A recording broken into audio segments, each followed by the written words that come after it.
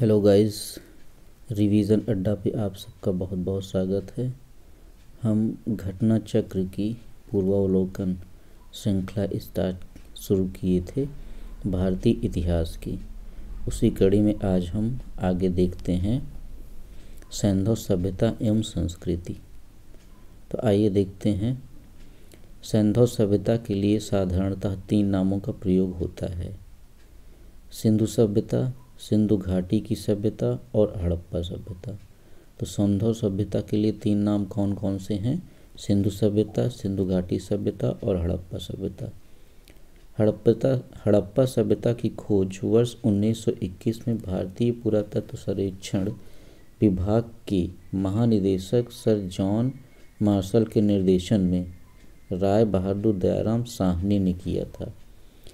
तो इस लाइन में क्या क्या इम्पोर्टेंट है? हड़प्पा सभ्यता की खोज कब हुई थी? 1921 में। किसने किया था? राय बहादुर दयाराम साहनी जी ने। किसके निर्देशन में? महानिदेशक सर जॉन मार्शल। ठीक है। तो हड़प्पा सभ्यता की खोज 1921 में भारतीय पुरातत्व सर्वेक्षण विभाग के महानिदेशक सर जॉन मार्शल के निर्देशन में राय बहादुर दयाराम साहनी ने किया था। हड़प्पा पाकिस्तान के पंजाब प्रांत के मोंटगोमरी जिले वर्तमान साहिवाल में स्थित है। तो कहाँ पे है ये? पंजाब प्रांत के मोंटगोमरी जिला वर्तमान में वो कहाँ पे है? शाहीवाल में स्थित है। जबकि मोहनजोदड़ो सिंध के लरकाना जिले में स्थित है। मोहनजोदड़ो कहाँ है? सिंध के लरकाना जिले में स्थित है।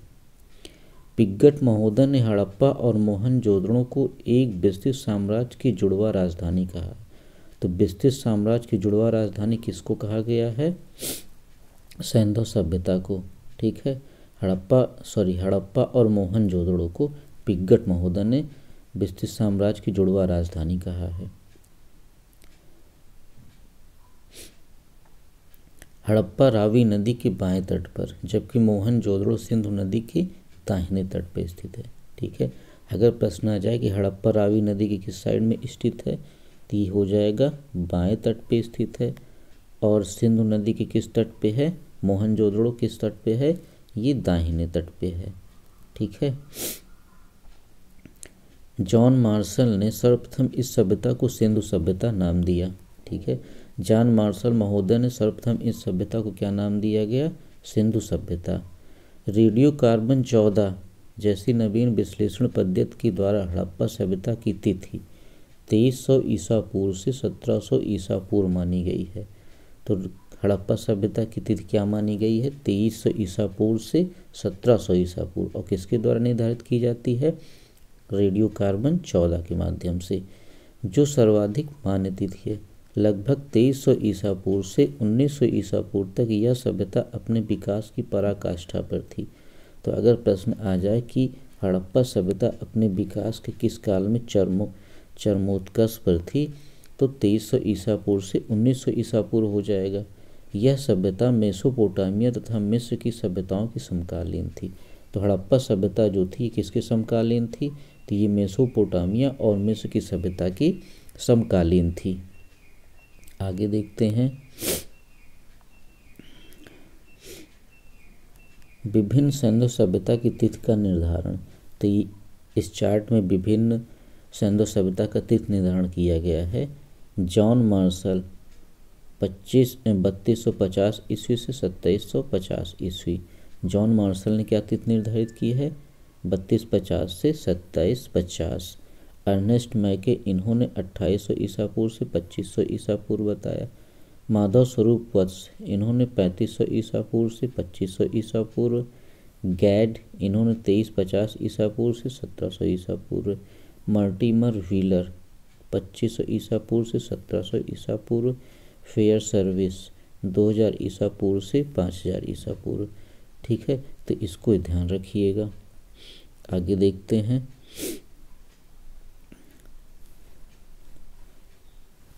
अब तक इस सभ्यता के अवशेष अफगानिस्तान में, पंजाब, सिंध, बलूचिस्तान और भारत में।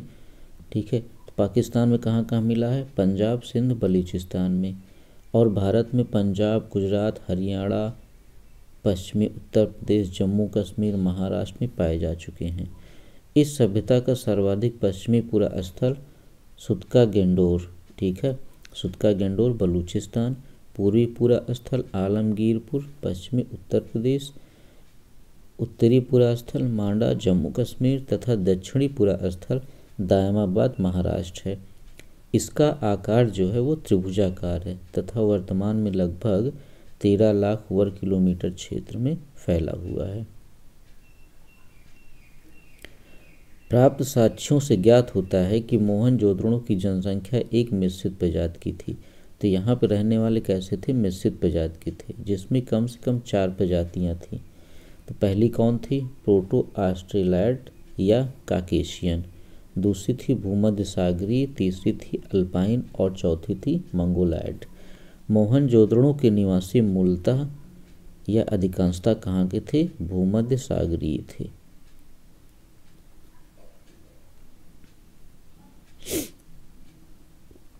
आगे देखते हैं। तो सिंधु सभ्यता के संस्थापकों के संबंध में विद्वानों के विचार, ठीक है। डॉक्टर लक्ष्मण स्वरूप, इन्होंने क्या कहा कि सिंधु सभ्यता वाले जो थे वो आर्य थे। गार्डन चाइल्ड एवं मर्टिमर व्हीलर, इन्होंने कहा कि सिंधु सभ्यता के निर्माता जो थे सुमेरियन थे, जबकि राखालदास बनर्जी, इन्होंने कहा था कि वो द्रविड़ियन थे, ठीक है। सिंधु घाटी के जिन नगरों की खुदाई की गई उन्हें निम्नलिखित वर्गों में वर्गीकृत किया जा सकता है, ठीक है। तो सिंधु नगर किस टाइप के थे? केंद्रीय नगर था, ठीक है। कैसा था? केंद्रीय नगर था, तटीय नगर था, पत्तन एवं अन्य नगर एवं कस्बे थे। हड़प्पा के टीले या ध्वंसावशेषों के विषय में सर्वप्रथम जानकारी 1826 ईस्वी में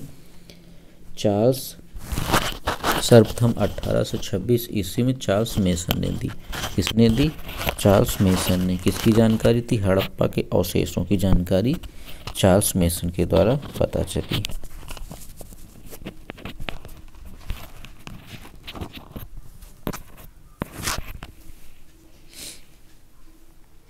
वर्ष 1920-21 में दयाराम साहनी के नेतृत्व में पंजाब, पाकिस्तान के तत्कालीन मोंटगोमरी संप्रत साहिवाल जिले में रावी नदी के तट पर स्थित हड़प्पा का सर्वेक्षण आरंभ हुआ, ठीक है। कब आरंभ हुआ? 1920-21 में, ठीक है। वर्ष 1920-21 और 1933-34 में माधव स्वरूप वत्स ने तथा वर्ष 1946 में मर्टिमर व्हीलर ने व्यापक स्तर पर उत्खनन कराया। हड़प्पा से प्राप्त 2 टीलों में पूर्वी टीले को नगर टीला तथा पश्चिमी टीले को दुर्ग टीला के नाम से संबोधित किया गया है। यहाँ से 6 कक्षों की 2 पंक्तियों में निर्मित कुल 12 कक्षों वाले एक अन्नागार के अवशेष प्राप्त हुए हैं। हड़प्पा के सामान्य आवास क्षेत्र के दक्षिण में एक ऐसा कब्रिस्तान स्थित है जिसे R37 नाम दिया गया है। नगर की रक्षा के लिए पश्चिम की ओर स्थित दुर्ग टीले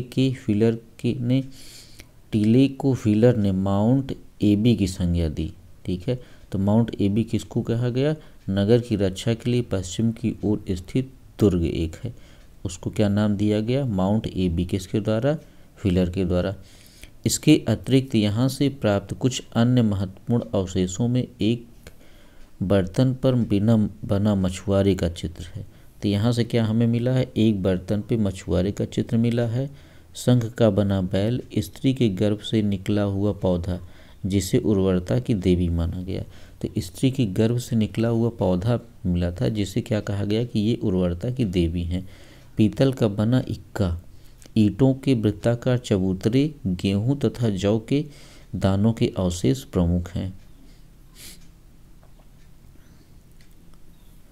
सिंधी भाषा में मोहनजोदड़ो का शाब्दिक अर्थ मृतकों का टीला है। सिंध प्रांत के लरकाना जिले में सिंधु नदी के दाहिने तट पर स्थित मोहनजोदड़ो की सर्वप्रथम खोज राखालदास बनर्जी ने वर्ष 1922 में किया था, ठीक है। तो सिंध प्रांत के लरकाना जिले में सिंधु नदी के दाहिने तट पर स्थित क्या है? मोहनजोदड़ो। ऊपर हम पढ़ चुके हैं कि मोहनजोदड़ो सिंधु नदी किस तट पे है? तो ये दाहिने तट पे है। इसकी खोज किसने की? राखालदास बनर्जी ने। कब किया? 1922 ईस्वी में। मोहनजोदड़ो का सर्वाधिक उल्लेखनीय स्मारक बृहद स्नानागार है। तो यहाँ पे सबसे अच्छी चीज़ क्या पाई गई है? बृहद स्नानागार पाया गया है। इसकी लंबाई उत्तर से दक्षिण की ओर लगभग 55 मीटर है। ठीक है, जो स्नानागार पाया गया है इसकी लंबाई उत्तर से दक्षिण 55 मीटर है, चौड़ाई पूर्व से पश्चिम दिशा की ओर लगभग 33 मीटर है। इसके मध्य निर्मित स्नान कुंड की लंबाई, जो स्नान कुंड है उसकी लंबाई 11.8 मीटर, चौड़ाई 7.01 मीटर और गहराई 2.43 मीटर है। यह विशाल स्नानागार धर्मानुष्ठान संबंधी स्नान के लिए था। मार्शल ने इसे तत्कालीन विश्व का एक आश्चर्यजनक निर्माण कहा। तो तत्कालीन विश्व का एक आश्चर्यजनक निर्माण किसे कहा गया? जो बृहद स्नान कुंड मिला था। सिंधु सभ्यता में अभिलेख युक्त मोहरें सर्वाधिक मोहनजोदड़ो से मिली हैं। तो अभिलेख युक्त मोहरें सर्वाधिक कहाँ से मिली हैं? तो ये मोहनजोदड़ो से मिली हैं। मोहनजोदड़ो की एक अन्य इमारत विशाल अन्नागार है, जो 45.72 मीटर लंबा तथा 22.86 मीटर चौड़ा है। बृहद स्नानागार के उत्तर पूर्व में 70.1 गुणे 23.77 मीटर के आकार का एक विशाल भवन के अवशेष मिले हैं। संभवतः यह पुरोहितावास था तथा यहाँ पुरोहितों का विद्यालय स्थित रहा होगा। मोहनजोदड़ो की प्रमुख विशेषता उसकी सड़कें थी। तो मोहनजोदड़ो की सबसे प्रमुख विशेषता क्या थी? उसकी सड़कें थी। मुख्य सड़क 9.15, ठीक है, मुख्य सड़क 9.15 मीटर चौड़ी थी। ठीक है, जो मुख्य सड़क थी 9.15 मीटर चौड़ी थी, जिसे राजपथ कहा जाता था। सड़कें सीधी दिशा में एक दूसरे को समकोण पर काटती हुई नगर को अनेक वर्गाकार तथा चतुर्भुजाकार खंडों में विभाजित करती थीं। सड़कों के एक दूसरे को समकोण पर काटने को ऑक्सफोर्ड सर्कस नाम दिया गया। मोहनजोदड़ो के पश्चिमी भाग में स्थित दुर्ग टीले को स्तूप टीला भी कहा जाता है, क्योंकि यहाँ पर कुषाण शासकों ने एक स्तूप का निर्माण करवाया था। मोहनजोदड़ो से प्राप्त अन्य अवशेषों में कांसे की बनी नृत्यरत्न, नारी की मूर्ति, पुजारी की योगी। ठीक है, तो मोहनजोदड़ो से कुछ इम्पॉर्टेंट चीज़ें मिली हैं, जिसमें कांसे के नृत्य करती हुई नारी की मूर्ति, पुजारी योगी की मूर्ति, मुद्रा पर अंकित पशुपतिनाथ शिव की मूर्ति, कुंभकारों के 6 भट्टे, सूती कपड़ा, हाथी का कपाल खंड, गले हुए तांबे के ढेर, सीपी की बनी हुई पटरी, अंतिम स्तर पर बिखरे हुए एवं कुएं से प्राप्त नरकंकाल, घोड़े के दांत। ठीक है, तो कहाँ से मिले हैं ये सब? मोहनजोदड़ो से। गीली मिट्टी पर कपड़े के साक्ष्य मिले हैं। ठीक है, गीली मिट्टी पर कपड़े के साक्ष्य मिले, तो ये चीज़ें बहुत ही ज़रूरी हैं। ठीक, जैसे कांसे की बने नृत्य मूर्ति मिली है मोहनजोदड़ो से, पुजारी योगी मिले हैं मोहनजोदड़ो से। ठीक, मुद्रा पर अंकित पशुपतिनाथ शिव की मूर्ति मोहनजोदड़ो से। इसी तरह हाथी का कपाल खंड, गले हुए तांबे के ढेर, सीपी की बनी हुई पटरी, अंतिम स्तर पर बिखरे हुए एवं कुएं से प्राप्त नरकंकाल, घोड़े के दांत, ये सब कहाँ से हमें मिले हैं? ये सब मोहनजोदड़ो से मिले हैं। मोहनजोदड़ो से 130 किलोमीटर दक्षिण पूर्व में स्थित चन्होदड़ो की खोज सर्वप्रथम 1921 में एनजी मजूमदार ने की थी। तो मोहनजोदड़ो से 130 किलोमीटर दक्षिण पूर्व में स्थित है चन्होदड़ो। इसकी खोज 1931 में एनजी मजूमदार ने की। 1935-36 में इसका उत्खनन मैके ने किया। यहाँ सैंधव संस्कृत के अतिरिक्त प्राक हड़प्पा संस्कृति, जिसे झूकर और झांगर संस्कृत कहते हैं, के अवशेष मिले हैं। संभवतः यह एक औद्योगिक केंद्र था, जहाँ मणिकारी मुहर बनाने, भार माप के बटखरे बनाने का काम होता था। मैके को यहाँ से मनका बनाने का कारखाना तथा भट्टी प्राप्त हुई है। ठीक है, मनका बनाने का कारखाना तथा भट्टी प्राप्त हुई है कहाँ से? चन्होदड़ो से। और इसकी संस्कृत को क्या कहा गया? झूकर और झागर संस्कृति। यहाँ से प्राप्त अवशेषों में प्रमुख है। अब चिन्होदड़ों से हमें क्या क्या मिला है देखिए, अलंकृत हाथी, खिलौना एवं कुत्ते बिल्ली का पीछा करते हुए पदचिन्ह मिले हैं। सौंदर्य प्रसाधनों में प्रयुक्त लिपस्टिक आदि।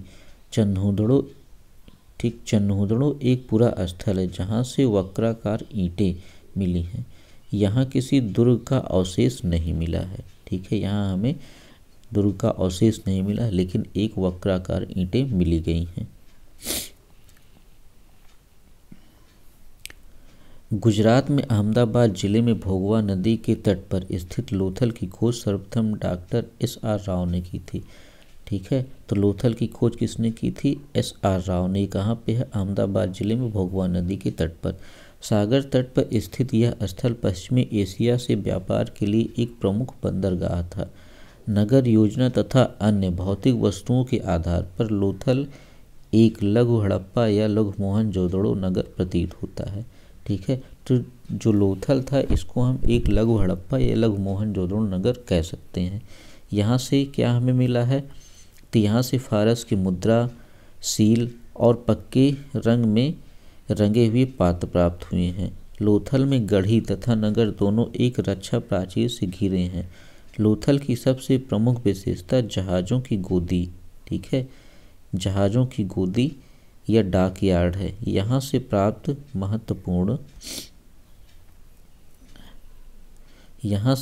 अन्य महत्वपूर्ण अवशेष धान और बाजरे का साक्ष्य, फारस की मुहर, घोड़े की लघु मूर्ति, 3 युगल समाधियाँ आदि हैं, ठीक है। तो 3 युगल समाधियाँ कहाँ से हमें प्राप्त हुई हैं बताइए? अभी हमने पढ़ा था लोथल से, ठीक। अब कालीबंगा। कालीबंगा राजस्थान के हनुमानगढ़, पूर्व में हनुमानगढ़ जिला गंगानगर का भाग था, जिले में स्थित इस स्थल की खोज अमलानंद घोष ने की थी। तो कालीबंगा की खोज किसने की थी? अमलानंद घोष जी ने की थी। यहाँ कहाँ पे है? हनुमानगढ़ जिला गंगानगर। वर्ष 1961 में वी.वी. लाल एवं वी.के. थापर ने उत्खनन आरंभ किया। तो इसका उत्खनन आरंभ कौन किया? वी.वी. लाल एवं वी.के. थापर ने। कब? 1961 से। यहाँ पूर्वी और पश्चिमी टीला अलग अलग सुरक्षा प्राचीर से घिरे थे।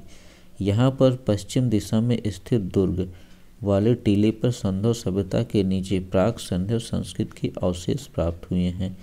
मोहनजोदड़ो के भवन पक्की ईंटों के बने थे, जबकि कालीबंगा के भवन कच्ची ईंटों के, ठीक है। तो मोहनजोदड़ो के भवन कैसे होते? पक्की ईंटों से थे, जबकि कालीबंगा के भवन कैसे थे? कच्ची ईंटों से बने हुए थे। पक्की ईंटों का प्रयोग केवल नालियों, कुओं एवं स्नानागार बनाने में किया गया है। यहाँ से जुते हुए खेत के साक्ष्य मिले हैं, जिसकी जुताई आड़ी तिरछी की गई है। मोहनजोदड़ो एवं हड़प्पा के समान यहाँ से 2 टीले मिले हैं, जो सुरक्षा दीवारों से घिरे हैं। पूर्व की ओर स्थित टीला बड़ा, जबकि पश्चिम की तरफ स्थित टीला छोटा था। पश्चिमी टीले को कालीबंगा प्रथम नाम दिया गया। यहाँ से भूकंप आने का साक्ष्य भी मिला है। तो भूकंप आने के साक्ष्य कहाँ से मिले हैं? कालीबंगा से मिले हैं। दुर्ग या गढ़ी वाले टीले के दक्षिणी भाग में 5 या 6 कच्ची ईंटों के चबूतरे बने हैं। एक चबूतरे पर अग्निकुंड, कुआं तथा पक्की ईंटों का बना एक आयताकार गर्त था, जिसमें पशुओं की हड्डियां थीं। दूसरे चबूतरे पर 7 अग्निकुंड या वेदिकाएं एवं पंक्ति में बनी थी, एक पंक्ति में बनी थी। यहाँ से सेलखड़ी तथा मिट्टी की मोहरें एवं मृदभांड के टुकड़े मिले हैं। धौलावीरा गुजरात के कच्छ के रण में अवस्थित है। सर्वप्रथम वर्ष 1967-68 में इसकी खोज जे.पी. जोशी ने की थी, ठीक है। तो धौलावीरा कहाँ पे स्थित है? कच्छ के रण में। इसकी खोज 1967-68 में किन्होंने किया था? जे.पी. जोशी ने। वर्ष 1990-91 के दौरान R.S. विश्व द्वारा व्यापक पैमाने पर उत्खनन कार्य प्रारंभ किया गया। यह नगर आयताकार बना था। इस नगर को 3 भागों, किला, मध्य नगर तथा निचला नगर में विभाजित किया गया था। यहाँ से एक विशाल जलाशय मिला है। यहाँ के निवासी एक उन्नत जल प्रबंधन व्यवस्था से परिचित थे। यहाँ से हड़प्पा लिपि के बड़े आकार के 10 चिन्हों वाला एक शिलालेख मिला है।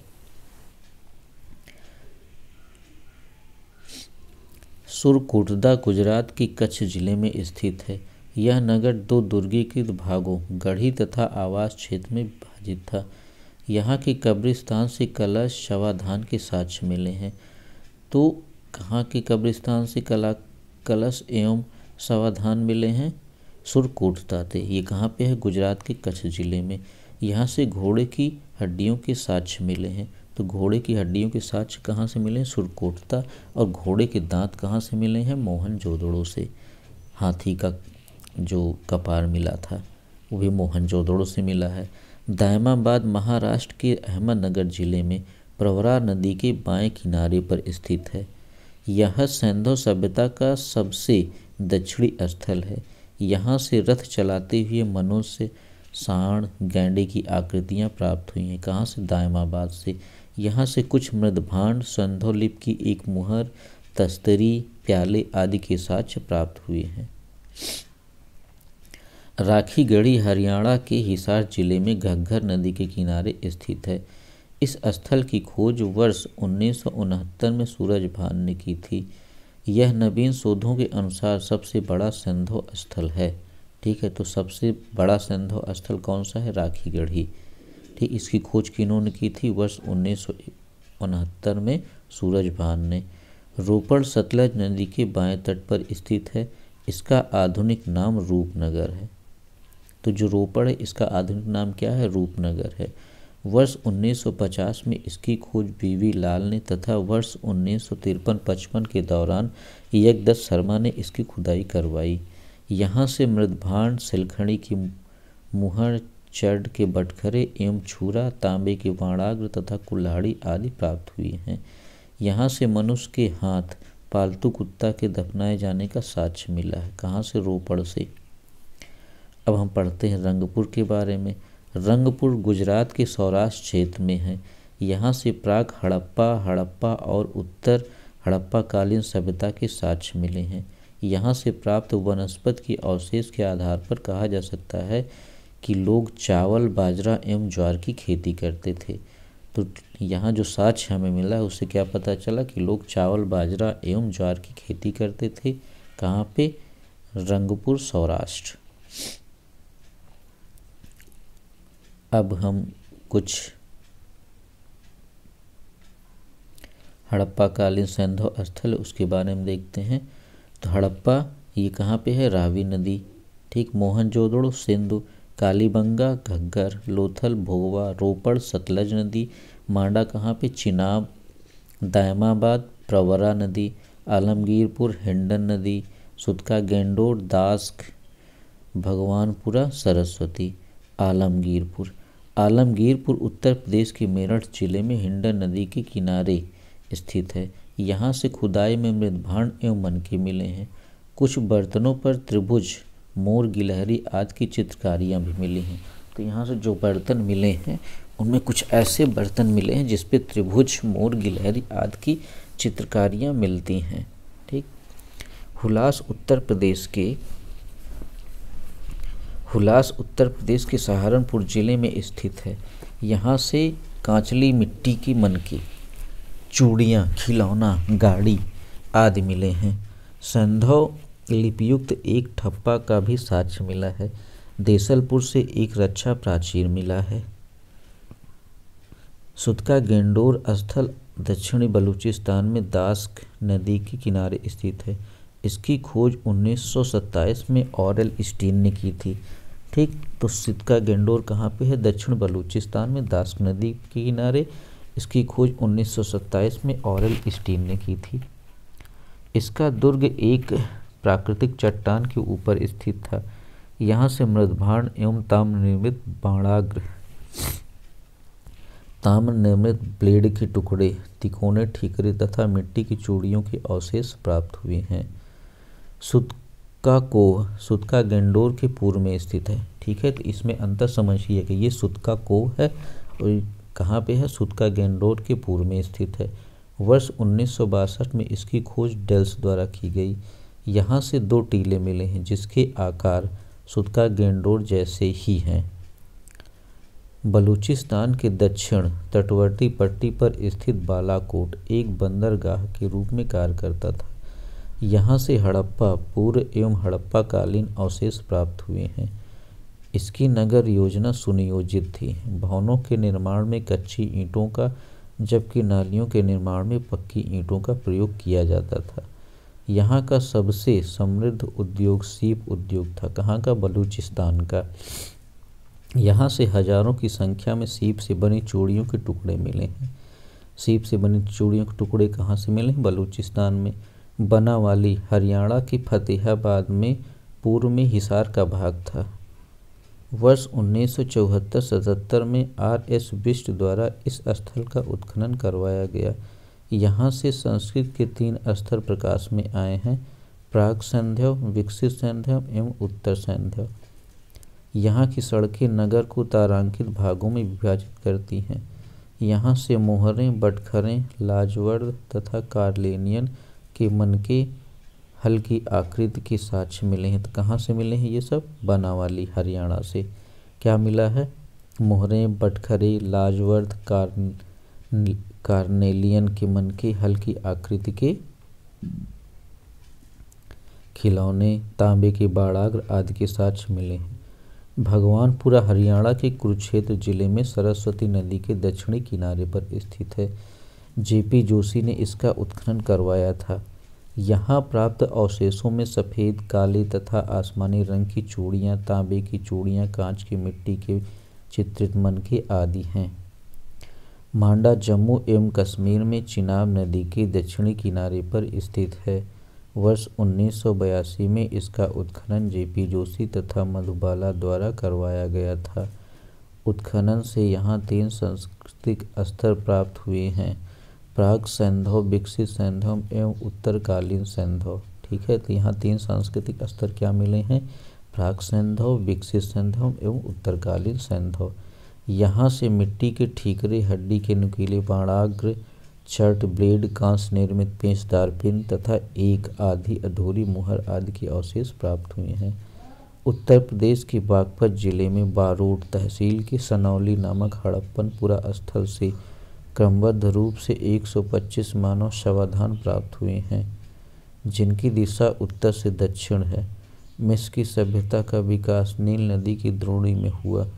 मिस्र को नील नदी का उपहार कहा जाता है, क्योंकि इस नदी के अभाव में यह भूभाग रेगिस्तान होता था।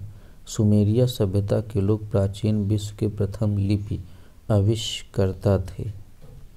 खुदाई से प्राप्त बहुसंख्यक नारी मूर्तियों से अनुमान लगाया जाता है कि सैंधव सभ्यता मात्र सत्तात्मक थी। सैंधव लोग शाकाहारी तथा मांसाहारी दोनों प्रकार के भोजन करते थे। उनके वस्त्र ऊनी और सूती दोनों प्रकार के होते थे। कंठहार, कर्णफूल, कड़ा, भुजबंद, अंगूठी, हंसुली, करधनी आदि आभूषण पहने जाते थे। नौसारों से स्त्रियों की मांग में सिंदूर के प्रमाण मिले हैं। कहाँ से? नौसारों से, जो हिंदू धर्म में सुहाग का प्रतीक है।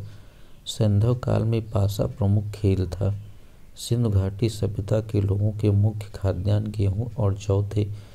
रंगपुर से धान की भूसी तथा लोथल से चावल के अवशेष मिले हैं। लोथल से वृत्ताकार चक्की के 2 पाट मिले हैं। सूती वस्त्रों के अवशेषों से यह निष्कर्ष निकाला जाता है कि यहाँ के निवासी कपास उगाना जानते थे। सर्वप्रथम सैंधव निवासियों ने कपास की खेती प्रारंभ की। भारत से कपास यूनान गई, जिसे यूनानी हिंडन के नाम से पुकारते थे। भारत में कपास की खेती का प्रारंभ 3000 ईसा पूर्व में किया गया, जबकि मिस्र में इसकी खोज 2500 ईसा पूर्व के लगभग शुरू की गई।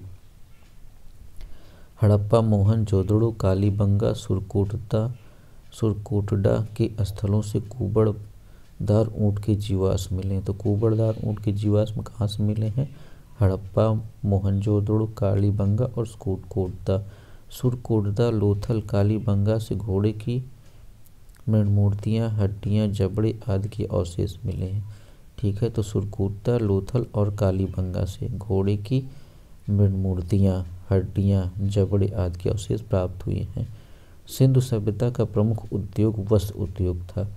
मोहनजोदड़ो से तांबे के 2 उपकरणों से लिपटा हुआ सूती धागा एवं कपड़ा प्राप्त हुआ है।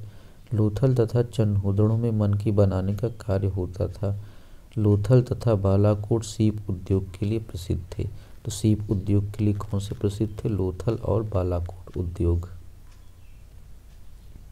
प्रमुख धातु एवं प्राप्ति स्थल देखते हैं तो तांबा ये खेतड़ी एवं बलूचिस्तान से मिला है। लाजवर्द बदख्शां ये कहाँ पे है? अफगानिस्तान में। फिरोज़ा टिन ये ईरान से। चांदी राजस्थान की जावर एवं अजमेर खानों से, अफगानिस्तान एवं ईरान से। सीसा अफगानिस्तान और अजमेर। शिलाजीत हिमालय से, गोमेद गुजरात। सैंधव निवासियों का आंतरिक एवं बाह्य व्यापार उन्नत अवस्था में था। सिक्कों का प्रचलन नहीं था तथा क्रय विक्रय वस्तु विनिमय द्वारा किया जाता था। लोथल एवं मोहनजोदड़ो से हाथी दांत के बने तराजू के पलड़े मिले हैं। उनके बाट मुख्यतः घनाकार होते थे। कुछ बाट बेलनाकार, ढोलाकार, वर्तुलाकार प्रकार के भी मिले हैं। सारगोन युगीन सुमेरियन लेख से ज्ञात होता है कि मेलुहा, दिलमुन तथा मगन के साथ मेसोपोटामिया के साथ व्यापारिक संबंध थे। मेलुहा की पहचान सिंध क्षेत्र से की गई है। दिलमुन की पहचान फारस की खाड़ी के बहरीन से की गई है।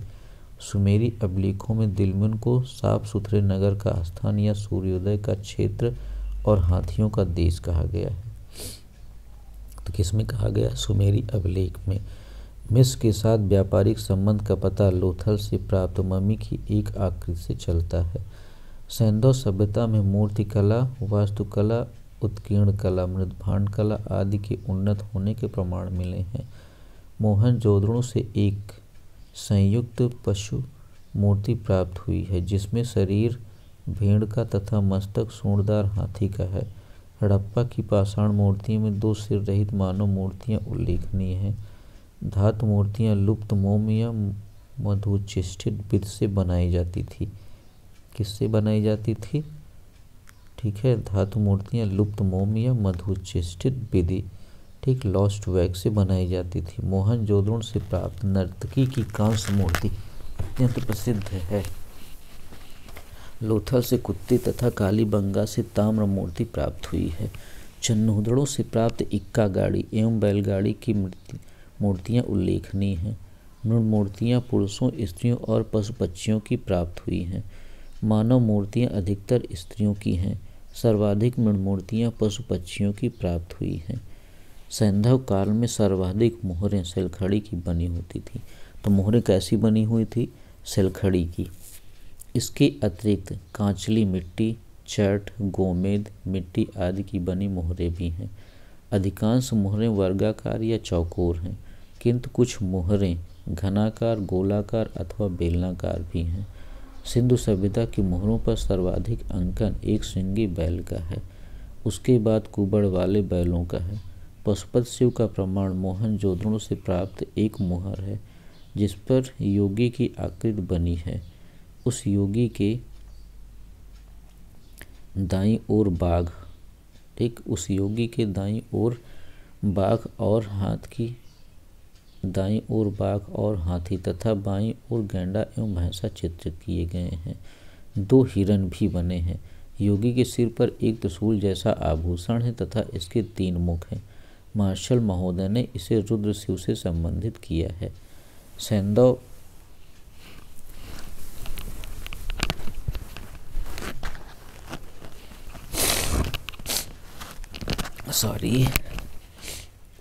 सैंधव मृदभांड मुख्यतः लाल या गुलाबी रंग के हैं। कुछ मृदभांडों को लाल रंग से रंग कर काली रेखाओं से चित्र बनाए गए हैं।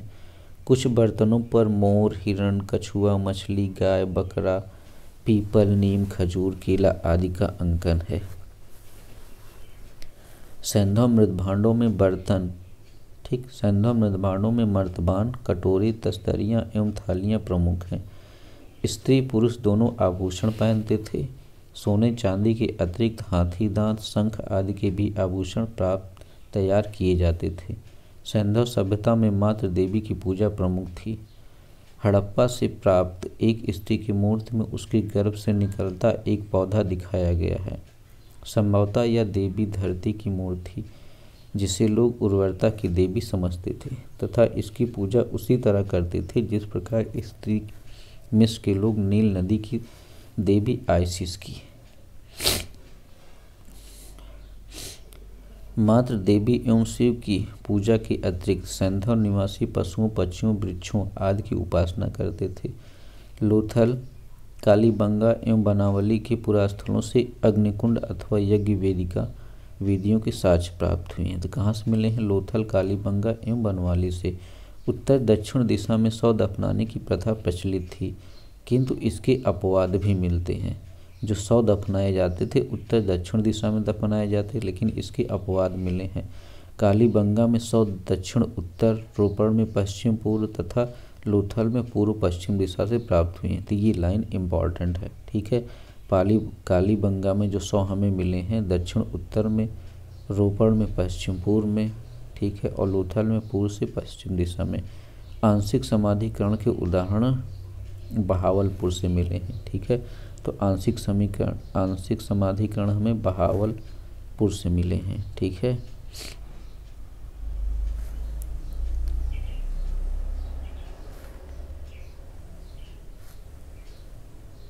सैंधव सभ्यता के विनाश के कारण, ठीक है।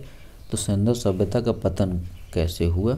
तो हमारे विद्वानों ने क्या कहा है, आइए देखते हैं। बाढ़, ठीक, पहला है बाढ़। तो मार्शल मैके एस.आर. राव, इन्होंने क्या कहा कि इसका पतन बाढ़ के द्वारा हुआ, ठीक है। Gordon Childe, Mortimer Wheeler, Stuart Piggott, इन्होंने कहा कि आर्यों के आक्रमण के द्वारा। ऑरेल स्टीन, अम्लानंद घोष, इन्होंने कहा कि जलवायु परिवर्तन हुई जिसके कारण आर्यों का विनाश हुआ, सिंधु सभ्यता का विनाश हुआ। M.R. Sahni, H.T. लैम्ब्रिक, G.F. Dells, इन्होंने कहा कि भूतात्विक परिवर्तन से, जैसे भूकंप आ गया या कुछ और चीज़ें हो गई। महामारी से, किसने कहा? K.U.R. कैनेडी। अदृश्य गाज, ये किसने कहा? M. दिमित्र देव, ठीक है। तो दोस्तों वीडियो को लाइक करिए, सब्सक्राइब करिए, ठीक है। नेक्स्ट वीडियो में हम इसके जो भी प्रश्न बने हुए हैं आयोग में पूछे गए हैं उन पर हम चर्चा करें। आज के लिए बहुत बहुत धन्यवाद।